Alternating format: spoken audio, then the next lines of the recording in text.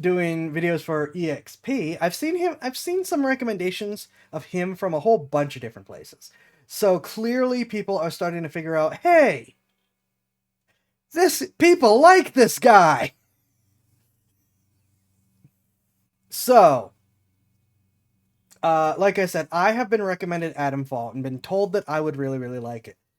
I personally know nothing else about it besides that.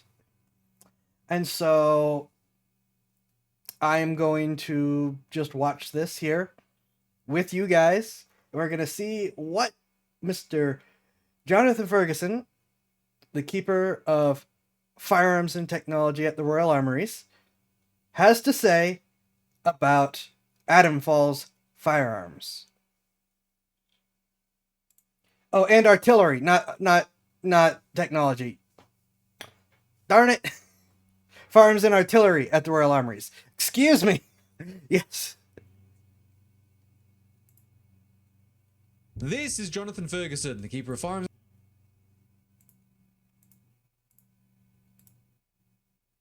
This is Jonathan Ferguson, the keeper of firearms and artillery at the Royal Armouries Museum in the UK, which houses a collection of thousands of iconic weapons from throughout history. And I'm your host, Dave Jewett, and today we're off for a trip up to the beautiful north of England as we take a look at the weapons of Atomfall. Oh! So the reload on this then is smash the mag button with the fresh mag and hope somehow that comes out and then you shove in the fresh one. I don't think that would work, and the last thing you want to be doing to a Sten is damaging the magazine. The risk is you pop off the floor plate and your rounds end up everywhere. For those unfamiliar, Stens are made out of bicycle parts. No, I'm not exaggerating. That doesn't make them very well suited to too much abuse beyond what the gun is specifically designed to do.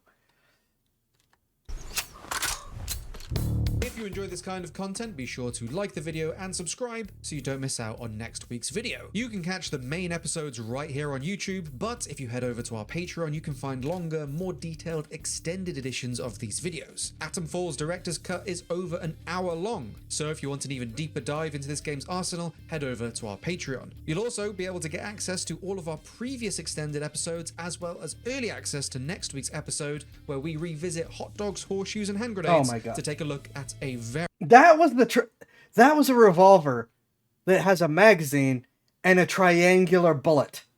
Next week's episode, where we... Or not bullet, cartridge. Holy crap. I can't believe people know that this thing exists. Yeah, see, they stack up in these triangular cartridges with the bullet inside with the powder. They go around in this wedge type cylinder-ish thing, but stack all the way down. Yeah, the Trowns. Hello, kitty. I can't believe anyone knows this thing. Okay, I guess I can now that I think about it. Thanks to people like Jonathan Ferguson, the keeper of firearms and artillery at the Royal Armories. Interest in firearms from people outside the nerd core of firearms has vastly skyrocketed, especially about more unique things. So I guess I do find it more believable that someone understands that Arctic exists. Revisit hot dogs, horseshoes, and hand grenades and did something to about take a look at a very special gun. Oh, God. But whether you support us on Patreon or watch right here on YouTube, we appreciate all of your support. And now I will throw it over to Jonathan. The interference field is bringing down aircraft like clay pigeon. Let me be clear. Our experts are monitoring the situation, and I would urge everyone... Windscale, the pride of Britain, nestled in the picturesque Lake District, the state of the... Windscale's the one that had a nuclear meltdown, right? Like, in real life? Yeah? Okay, I thought so. To those unfamiliar, Chernobyl and 3 Mile Island are not the only nuclear accidents that have happened. Here's one of them.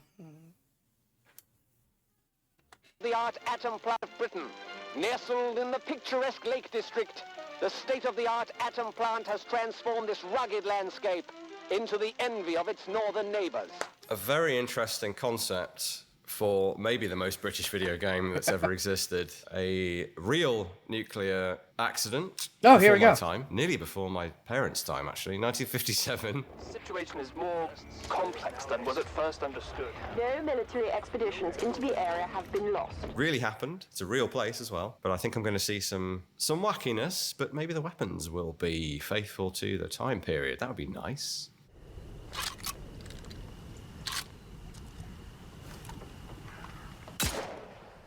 That is a very rusty rifle. Oh, we're not starting out strong with this thing. This is very familiar. Single shot 2.2, bolt action. Is that a BSA? Yeah, I was trying to do some research on this one, and that's where I landed. A BSA model. In game, it's called the Terrier, probably because of the less than aggressive bark of the weapon being 2.2. I say we're not off to a good start. I think we are, actually. So, you know, in universe, you're going to have to work to find some more interesting firearms. So something that is commonly available, kind of utilitarian for shooting rats or rabbits or whatever, does make some sense. There seems to be a lot of recoil coming off this thing. You shouldn't really move much at all. Yeah, 22 long rifle, which is that big one, out of a pistol doesn't recoil at all. I have a 22 revolver. Now it's a big 22 revolver. It's a K-frame. It doesn't move when I pull the trigger. Well, okay, it moves slightly, but that's from the movement of my hand. The recoil of the round does absolutely nothing to recoil the weapon. And so a rifle is not going to have any discernible recoil when you fire a 22 long rifle out of it. Unless it's like unless the rifle is made out of like balsa wood and paper mache, in which case you've got other issues. It's my initial whinge, I suppose. Apart from being rusty, but I'm guessing weapons can be in different states in this. Yeah, they come in 3 different flavors: rusty, stock, and pristine. But yeah, it's suitable for the location. We do have some of these somewhere. There are some differences in detail, notably with the cocking piece, but I think they've based this on a BSA Model 2 or similar. Definitely has the right stock profile, the right general appearance, and the action is very close, but the cocking piece is different. So maybe there's a model I'm missing. In any case, we don't have one in this facility for me to wave about. But I think it's a really cool place. I'm guessing this is a starting weapon, essentially. Yeah, this is one of the earliest weapons you get in the game. Yeah, I definitely approve. When I was researching the weapon, because it's called the Terrier, the 2.2 Terrier in the game. So I looked up BSA, added the word Terrier, and found that they made a motorcycle engine called the Terrier. So nice little connection to the rest of the BSA company. Interesting. Huh. Which to me only reinforced that That's it was a kinda neat. BSA because there's a nod to the wider company. That's probably true. Yes. This is looking much nicer. I like the wood grain on the undamaged version. I mean, I wouldn't even call this a weapon. This is a sporting rifle. Varmints or target shooting. Things that you might find in the UK in the 50s. Suffice to say, there were quite a few more firearms floating around per head of population than now.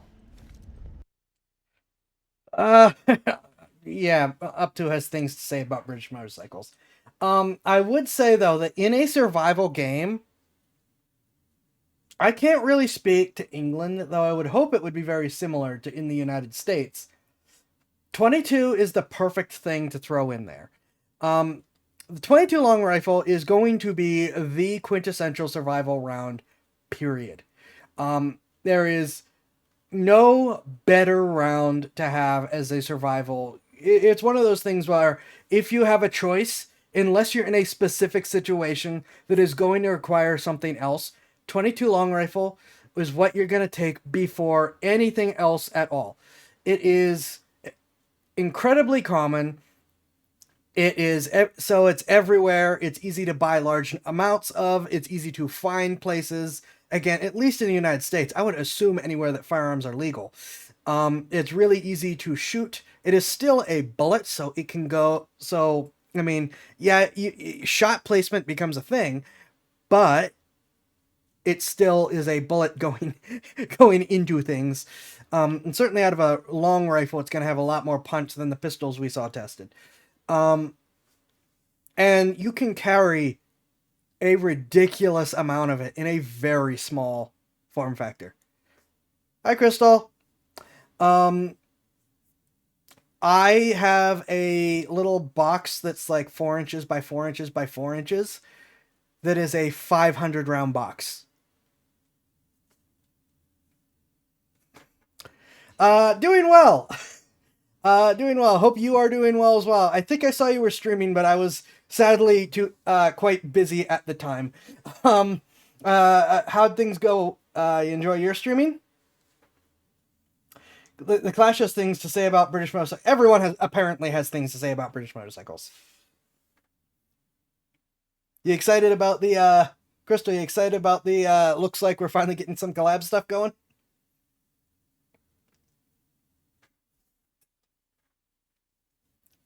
Anyways.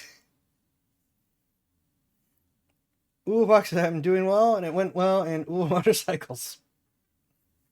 And also I'm excited. Excellent, excellent. Yeah, I'm sorry. I need to pop in more. Anyways, I got extremely distracted. We have a lot of reaction to get through. Song, this is England Line appears. I got my motorcycle jacker, but I'm... Okay.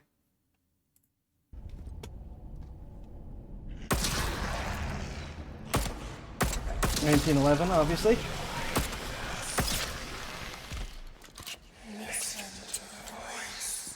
Right, Colt 1911. I didn't see any British markings, but I don't know if I would, to be honest. I don't know if you spotted any, like RAF, for example. There was an RAF purchase of 1911s at That one point. hurts my soul. Yeah, that's the rabbit hole I went down.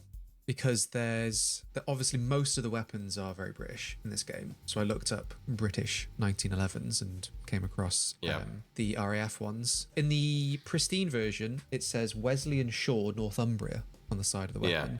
But as we see... Wesleyan Shaw. Wesleyan Shaw. So...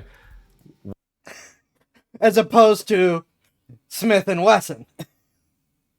Who I think does make a 1911 clone, actually, now that I think about it. Wesleyan Shaw is clearly a nod to Webley and Scott. Instead of What do I know? Birmingham, it's Northumbria. But as we'll see when we get to the pristine version, there's that arrowhead mark that you referenced in the Indiana Jones episode, which you said pointed to it being British military surplus. So maybe that's something we can get into as we see the weapon become less and less crusty. Well, the surplus mark, if you like, is two of those arrows facing each other. Ah, so it's just the one in this instance. Just the one says Board of Ordnance or War Office, depending on the era, ownership, essentially. So it's been procured by the War Office for service. Limited British service. The commandos in the Second World War purchased some in 45 and in 38 Super. Before that, the Royal Flying Corps had, made a sizable, relatively proportionate to how big they were, purchase. And those, by the time they arrived, the Royal Flying Corps was the RAF, so they were all marked RAF, and they'd be around. So... And to be quite honest, there'll be a number of American 1911s imported as well later. I'm not a fan of the Wick flick in 1957 UK. I'm sorry, not a fan of that. I have heard, I don't know if it's true, but I have heard that Keanu Reeves is actually the inventor, or at least the primary progenitor of the Wick flick. That while tactical reloads have been around forever, he is supposedly the one that really made that specific style of it for handgun magazines a thing. I have heard that. I don't know that, though. I would have to look into that. What is my finger doing?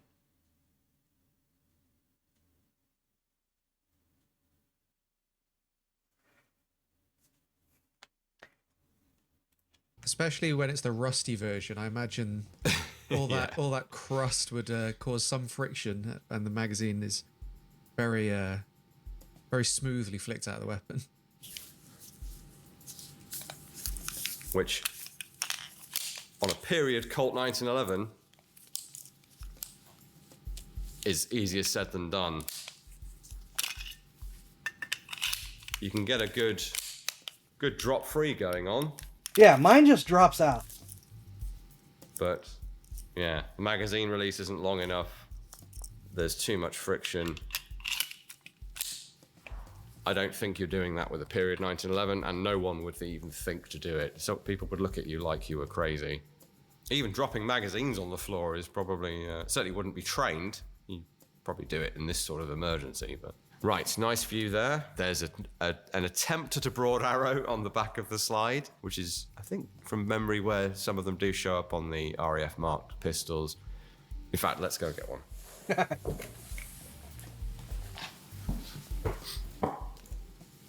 Okay, so 2 British military 1911s to show you here. Earliest, and the one you came across, Dave, when you went looking. This is in the Webley 455 Auto cartridge, so that's probably what they're alluding to with this thing. So I'm going to be honest. I did not know that 1911s came in that. Thank you for the lemon, Blue Kitty. I honestly did not know that those came in the Webley cartridge. That is a surprise to me. I know they came in a lot of oddball cartridges besides just 45, 38 Super, and 9. But the Webley is actually a surprise to me. Different, well, functionally, completely different. And yes, 1911s do come in 9. Shut up. It's marked Colt Automatic caliber 455 on the slide. Really nice condition. The broad arrow does not look like that. And on these, it is... Hopefully I can show you. If not, maybe we can show an image. I think you can see it there on the trigger guard, just above. Ever so tiny slightly. Little broad arrow mark above crossed pennants, which is the British military proof mark, or crossed flags, actually, is the official description of those. I always said pennants, but they're flags. And so you can see from the design, this is the First World War pattern, not the A1. So we've got the long trigger, no scallops here, and a flat mainspring. Back strap here. So it's not an A1. There's also the RAF marked version of that, which just has the RAF stamp. Otherwise, is the same. And then Second World War, so equally as plausible for this, is one of those purchased mainly for the commandos. And that's an A1. Now, the pistol in front of me on the screen is not an A1. It's a mixture. So it has the scallops here to help you reach the trigger of the A1, but it has the trigger of the non-A1, has the back strap of the pre-A1. So it's a little bit of an anomaly there. Militant Morris dancers. The thing we all I don't know fear. how the... Why are the gangs always so I don't know how the weird? Morris dancing community is going to respond to being a faction of psychos in a video game. It's either Morris dancing attire or cricket pads. That's the usual. I'm not wearing cricket pads. Oh, Brent!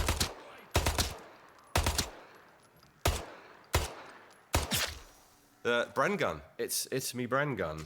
I have one here. Based on the lack of dovetail and the cocking handle, that is a Mark II, as I've picked up here.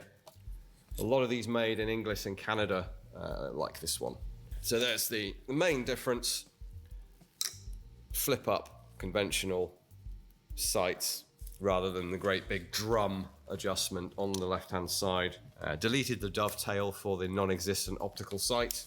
Well, the sight existed, but it was never put on the Bren. The locking out the handle on the barrel to use it as a grip. So we rotate it into position, pull it out, rotate, and it locks. This was done.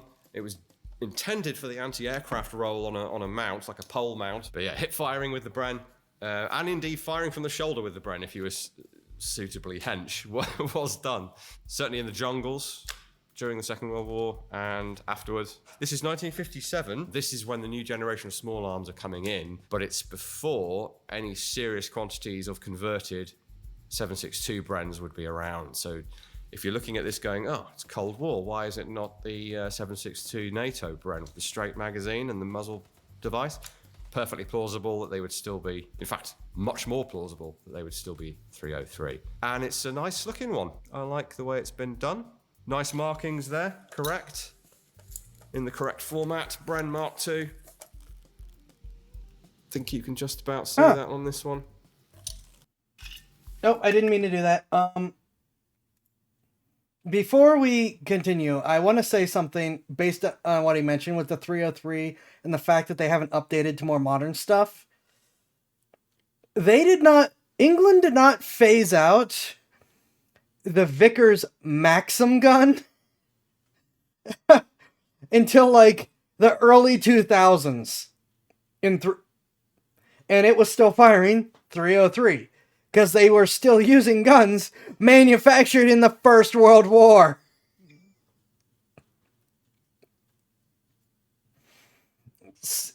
Now, on one hand, that tells you how durable that machine gun is. For those who don't know what the Vickers Maxim is, it is the one with the big water-cooled jacket on top of it. You know, the stereotypical World War I, old-style, belt-fed machine gun. That is what I'm talking about. The British military forces were still using those into at least the late 90s. I'm 99% sure early 2000s. The Bren, and indeed firing from the shoulder with the Bren, if you 7.62 Brens with 6.2 NATO Bren with the straight magazine. Nice markings there, correct. In the correct format, Bren Mark II. Think you can just about see that on this one. Reload's good. Now, you would, of course, 90% of the time be using this off the bipod as a light machine gun, in which case you always palm off the magazine, and either you or the assistant Bren number 2 will then rock in a fresh magazine. Yeah, trying to do a left-hand reload. I say I like the reload. I do in mechanical terms. You're not going to be doing it with your support hand. The gun is too heavy. You're going to have to put the weapon down, or crouch down at least, and then you would, by training, use your right hand to reload. Don't use your left. Nothing's stopping you other than strength. So if you've been eating your Spam fritters, then maybe. Long-standing video game trope that machine guns are wielded, as we've often said, like very heavy assault rifles. But you know, the Bren is a beast. If you're enjoying the episode so far, I reckon you'd really love our hour-long extended edition. You can find that by clicking the link to our Patreon found in the description below. And by becoming a patron, you not only help support the work we do here, but you'll also be able to watch all of our previous extended episodes, and you'll get each and every future episode 1 week early. And since we have a new expert lending their wealth of knowledge to the channel, there's never been a better time to join. Each patron directly supports the work we're doing here at EXP, but whether you join our Patreon or follow along on YouTube, thank you for watching, subscribing, liking the video, all of that good stuff. But now we'll get back to the video. Ooh. You have my attention. Oh no! Why have you shown me the rusty EM2 first? Boo! I Makes thought me it'd sad. be, you know, get the bad news out of the way first, and I guess. you see a nicer version very soon. Now, pause there, because we have got right-hand operation here, which is not only correct per the manuals and the period mindset, but really the only way to do it with the AM2. Ask me how I know. I'll tell you. How I know is... I'm glad he's as when I first excited picked as I am. one of these up, and I think it was this very example, because it's our most... It's our best condition of the original automatic rifle EM2, 7mm the EM2 people think of, rather than all the many variants that came after it. When I first picked it up, I turned it over like an AK, grabbed the cocking handle, pulled back. Oh, that's a lot of resistance. And it finally gives way and it cracks your hand into this carrying handle with immense force. And it really hurts. Really hurts. And I did it more than once, by the way, because I didn't learn my lesson. In game, it's called the JM2, which I have decided the J stands for Jonathan. I have no source for that, but that's the decision that I'm making. Sorry, Rebellion. For the avoidance of doubt, this is a different team than the Sniper Elite team, who I have worked with, or we do work with, and they didn't ask me about this. Sad face. But they clearly had some good reference material, because this is looking very good. I'll reserve judgment for the pristine version, but I would love it if that was a reference to me.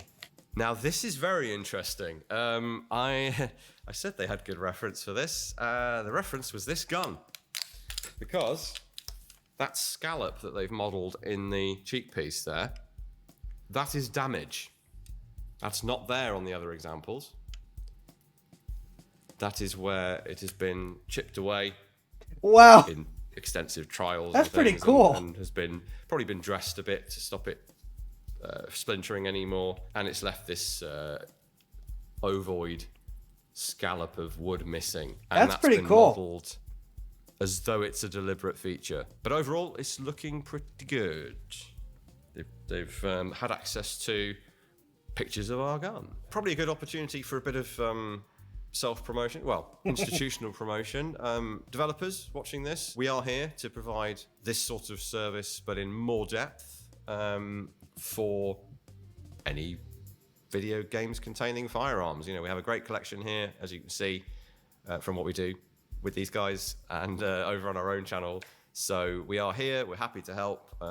We enjoy doing that. Clearly. So please do. He wouldn't come be to us doing you all think these we if they can didn't. help with reference material, photos, video, advice, inspiration for weapons to include, all of that kind of thing. Now, the reticle on this thing, I won't be able to show you, but if you look at the manual for this, there's a scan of it on the Forgotten Weapons website. The reticle's not right. So they have the inverted post, yep, that's correct, and it has bars coming in from the side.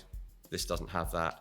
What it has is, it has 4 range stadia, tiny ones below the tip of that pointer, so that you know to hold over slightly more, pushing it out to 900 yards. 900 yards with 280/7mm.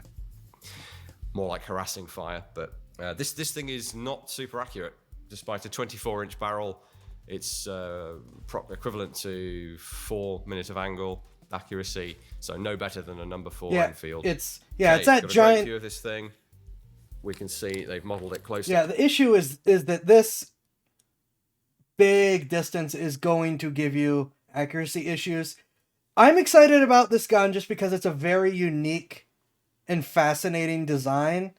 I have little to say about whether it's actually good or not, but any firearm that has this really high height over barrel is designed for much closer ranges than you'd think, because that, no matter how much you calibrate your sight picture, is going to cause issues the farther out you get. This is primarily for comfort and ease of shooting at closer ranges without having to hunker your face down against the stock of the weapon. See, on this example, in fact, that breech cover there is a lighter greyish colour as it is on this example. Not sure it would have been when it was new. I think that would have been a little darker. The good thing about modelling one example, which seems to be what they've done here, is that you don't introduce mistakes, because this thing changed so much over its development that a lot of the EM2s out there, not that there are many, that are virtual, have features of different variants range. Great to see the EM2. Would be a shame to have a 1950s set British game and not have the EM2 in it. Is that a high power?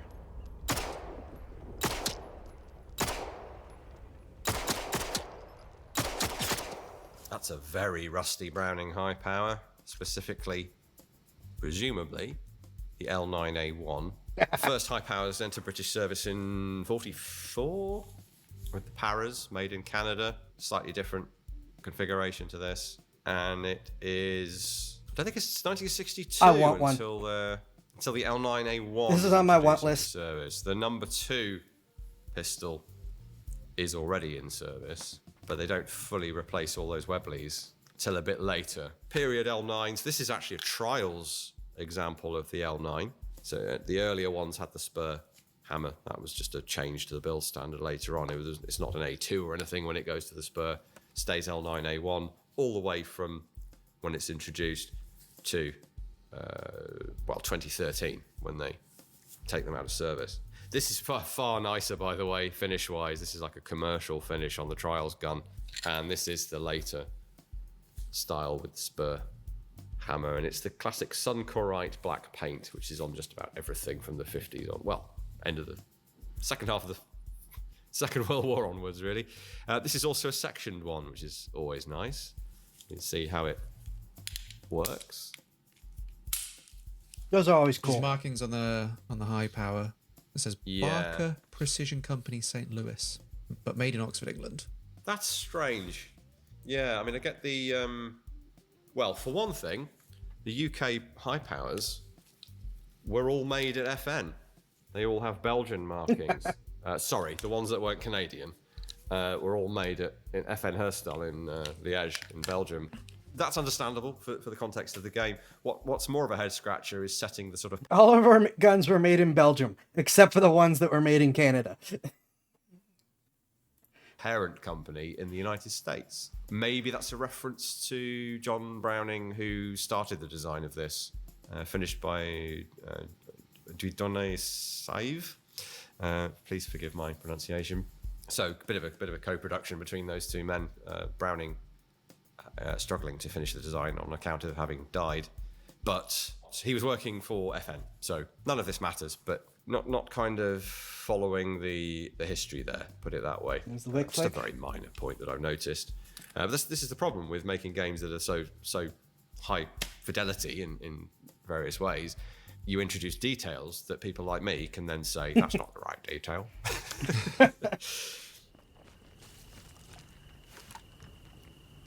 Well, we all knew it was going to be in here. A depressingly rusty Lee Enfield number 4. So at this point, could well be the Mark 1. Or it might be the number one. I had a chance to get one of these and I didn't have any money and I'm mad. /3. Very minor differences between the two. The main change is where they move to hanging the trigger from a different place. Nothing that the soldier would ever have noticed, and it doesn't change the function or the external appearance at all, other than the markings. So the one I've chosen by sheer luck here is dated 1956, FTR, factory thorough repair. So it would have been made earlier than that, but it's been redated as essentially a new to you, a refurbished rifle in 1956, the year before this is set. So this is very plausibly from the game, which is quite fun. For your context as well, this is just called the Lee number 4 in-game.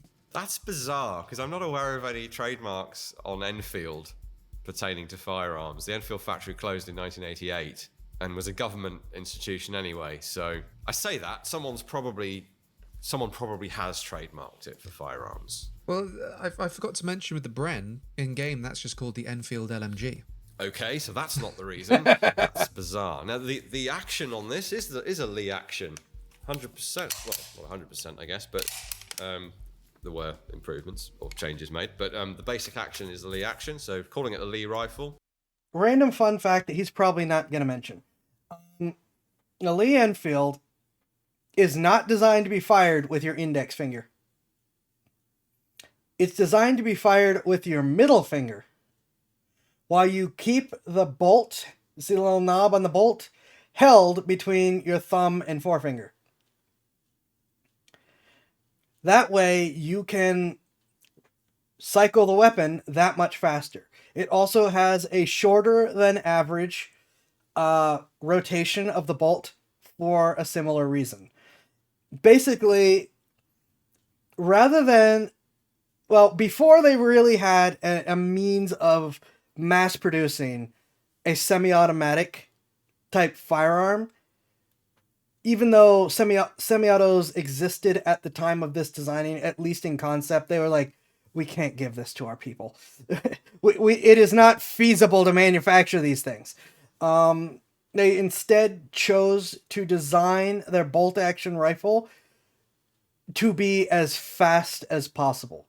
So it is one of the few bolt-action rifles designed. Well, it's one of the few weapons, period, designed to be fired by something other than your index finger. In this case, like I said, your middle finger.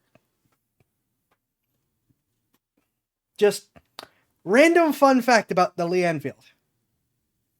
Mondragon was a disaster? Yes, it was. Were improvements or changes made, but the basic action is the Lee action, so calling it the Lee rifle. Anyway, a little bit weird to not call it an Enfield. It's famously the Enfield rifle. Gun itself, rifle itself, looks good.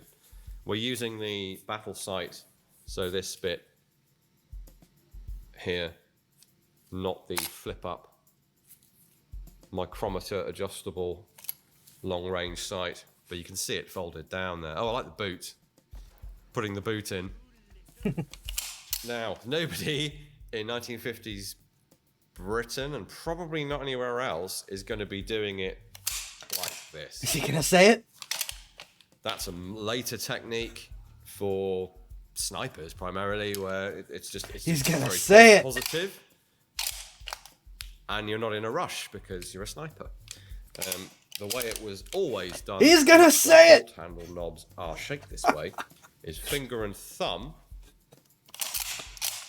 and I'm not very fast at it, but they were able to do it in one single motion, backing up, forward and down, like that. And that's facilitated by the steel ball rotating in your grasp. This palming the bolt thing is another anachronism, unfortunately.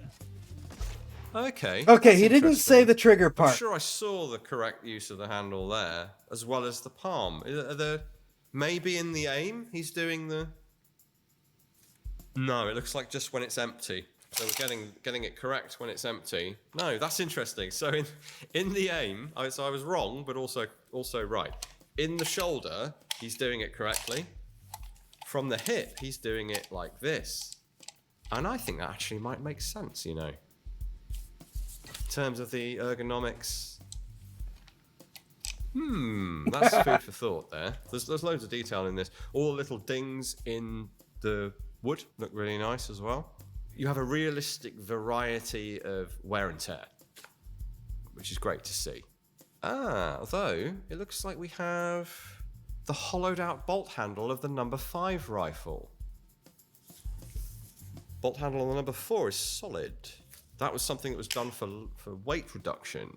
That's the sort of thing that could happen if you, as we would do for research, whatever, you Google reference images, look at Google Images, the search algorithm has thrown up something that is actually not the number 4 that you're looking for, and you go, is he shooting at muzzle flashes? Like, let's put that in the game. Very easy to fall for that. One of the reasons why you might want to come here and look at the real thing. Let's just calm down. He didn't mention the trigger. I'm a little sad about that, but I'm so glad he mentioned the cycle.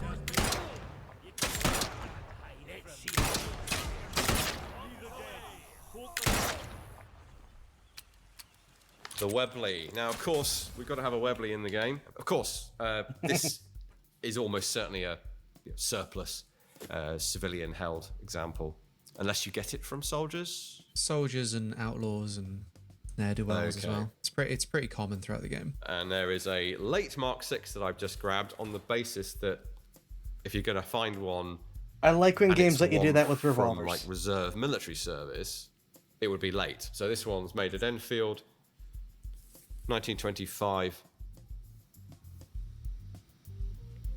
So they were making these things, I think, until 26 at least, overlapping with the early number 2 revolvers. Loads of detail there, really closely modelled on the real thing.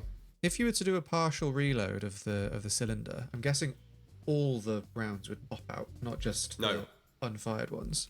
Nope, only the fired ones will pop out. So that is accurate in the game then? Yes. Interesting. Base, primarily on the weight of the rounds. The extractor kind of overrides them. What isn't modelled, and this is from memory, having not done this for a while, but the extractor starts to pop up the rounds and then slips past them because they're too massive for it. But very useful feature, needless to say. Flicking the barrel assembly shut is not recommended, but does work. You are going to wear your revolver out doing that, but hey, that's hardly a concern in a life or death situation. I like the fact that you can see right through the empty chambers. I think this might be the best representation of the Webley that we've seen.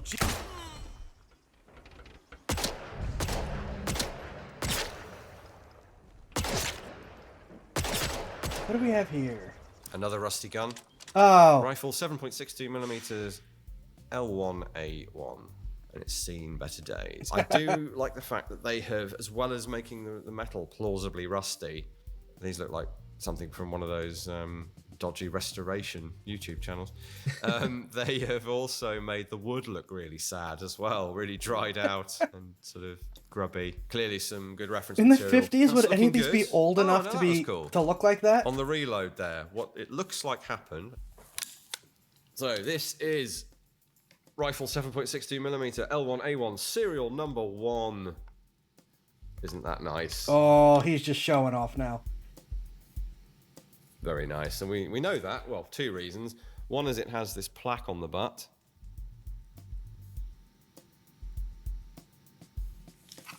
And the other is that it has a serial number of U for United Kingdom, E for Enfield, 57 for the year, same year this game is set, and Alpha 1, serial number 1. Whether in England, whether sucks. Yes. Maybe, okay, that's.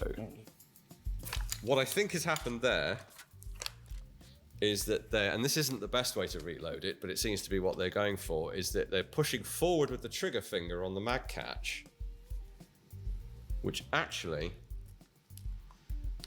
is very hard to do. Very hard to do. But what I think they're doing is they're pressing forward on the mag catch so it hangs off the front lug and then knocking it out. Whereas the L1A1, by the time the actual service rifle comes in, and it's probably because of the way this one's designed, you've got charging handle left side, you've got magazine catch enlarged for easy operation left side, you've even got the magazine well asymmetric for a nice easy access on the left side. So this is a right-hander's rifle. The selector, of course, the change lever is also left side. Even the disassembly lever is as well. And a creative reload, and maybe that would make sense on a metric pattern FAL, where there's just a little nubbin of a magazine catch that's just as accessible really from either side, and you push that forward with your index finger. Maybe that's what they're going for. On the British SLR, nope. That's not how you do it. They have also copied the conventional FAL lower receiver or trigger group and put an automatic mark on there. Now, there were some SLRs with the A on the lower, but not in the serial number range depicted here, I don't think. So it should just be S and R. Famously, this was a self-loading only rifle. The switch is correct, though. Nice touch is that they've got the circular depression that's worn or pressed into the surface of the wooden grip by the operation of the selector there, which does rotate. Oh yeah, further look at all when the that. weapon's open for cleaning, by the way. That's why that's on there. It looks like All it goes scraped to in. auto, but when the rifle is closed, it doesn't. But nitpicks aside, this is still going to be the best representation of an L1A1 that I've seen. Does this thing feel like it hits hard? Yeah, that's what it's my favorite weapon in the game, because it does feel like it packs more of a punch. And you know, when it comes to fighting armored things or big robots, that's when the L1A1 was really helpful as well, because it felt like you're actually punching through the metal. But yeah, the L1A1 definitely felt like it packed the most punch while also allowing you to have that semi-automatic fire, which in a game like this, super helpful, because you're often being rushed by mutants or Morris dancers wearing cricket pads. I'm shooting. And the stem. Your vigilance can save lives. It's stenning time. Now, they haven't put the Mark V Sten in, which is, I think, a bit of a shame. There were plenty of Mark IIs still around in 57. In fact, this one has been refurbished with that black paint finish. Oh! So the reload on the Sten is smash the mag button with the fresh mag and hope somehow that comes out and then you shove in the fresh one. I don't think that would work, and the last thing you want to be doing to a Sten is damaging the magazines, because they are the weak point, or rather they plus this movable magazine housing on the Mark II and Mark V are the weak point. That and variable quality control due to having to produce an absolute ton of them. Made of bike When parts. I saw that reload, my first in thought bike was, shops. Ooh, Jonathan's going to have thoughts about that. Yeah, I mean, of all the bits to damage, that's better than anything above it. But the risk is you pop off the floor plate and your rounds end up everywhere. But otherwise, looks good. Speaking of blowback submachine guns, I guess this is why the Mark V Sten isn't in the game, because we have the Sterling. Now, the aperture, first thing I notice is the sight aperture being absolutely enormous. It's only that small. Yeah. Or that small. And that's why I don't Never like that big. apertures. That's hilarious. Not for stuff By the like way, this. Just casually mention that this one belonged to Winston Churchill. Oh, now you really are showing off. Good grief. It's very, very small. You might not be able to read it, but trust me, this is dedicated to Winston Churchill and appeared on his firearms certificate in 1964 when it was when all of his firearms were handed in. This is the only one of his that we have. In fact, this one is in fact a Patchett machine carbine. Marked as such. These things were in use at the end of the Second World War, 1944. There's a report saying that they performed really well, and there are several photos now that people have found of them actually in use. So the Mark II Sten, the Mark V Sten, the Patchett, and the M1 carbine, all in use by paratroopers. They're all in use by various troops, but the Mark V Sten, M1 carbine, and the Patchett were used by British paratroopers. Looking pretty good. The only big issue here is the magazine. The magazine on the Sterling is 34 rounds, which is correctly depicted in terms of how many rounds there are. Magazine is way too short for 34 rounds. Otherwise, fine. You know, the rates of fire so far, I think, have all been correct. I was trying to work out why it's called the Peerless SMG in game before realizing Sterling. That's just a synonym for Sterling. Yeah. That's right. Started out as a telephone company. The Sterling Telephone Company. It's like the British version of Acme.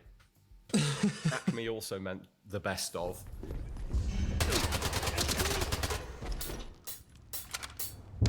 Thank you all for watching. We hope you enjoyed this episode. Oh, that's it. If you Okay. did, like the video, comment below what Yeah, games ran or out of movies you'd stuff like to see say on the there show, at some of those and last course, ones. subscribe. As always, a huge shout out to all of our supporters over on Patreon for helping this project and all of these episodes happen. Links on how you can support the Roll Armories will be in the description below, as will links to all of our social pages if you want to follow along and keep up to date with everything that's happening here at EXP. But until next time, thank you again for watching, and we will see you very soon. Game has my attention. Definitely.